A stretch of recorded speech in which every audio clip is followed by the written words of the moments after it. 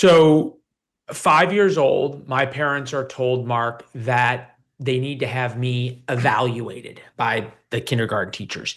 And you can imagine what any parent hears and feels when that is said.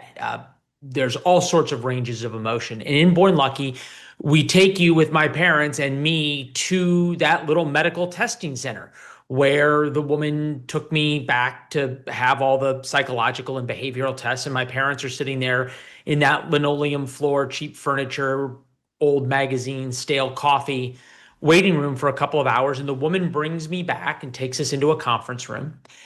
And she looks at my parents and says, "We really don't understand what's going on inside his head." I had terrible behavior issues, so that if someone touched me, if another kid touched me, especially in a lunch line or anything like that, I'd turn around and slug them. I couldn't relate to kids in any way. Just the discussion, the ability to relate either emotionally or socially did not exist. And she could see that. I had really terrible sensory issues. So, if my socks were touching my legs in a different way, I didn't like it. If I had a jacket on that I didn't like, it was a meltdown. And then what she also told my parents is that I had the largest spread in an IQ test they'd ever seen. An IQ test is two halves and average together. A learning disability is a 20-point spread between the two halves. I had a 70-point spread. So from genius to mentally retarded.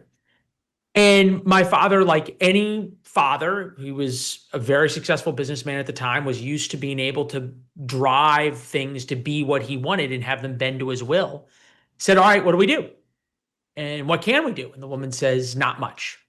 And then my dad goes, "Is there anything we can do?" And she says, "Generally not." And the next message was, you're just going to have to adapt the world to this little 5-year-old blob, right? More time on tests, special accommodations, just tell everybody he's weird, just leave him the way he is. And Born Lucky is the story of my dad saying, "I'm not going to adapt the world to my son. I am going to teach my son to adapt to the world." And his and my journey together through those 15 years, where for a very long time he was my only friend and still is my best friend.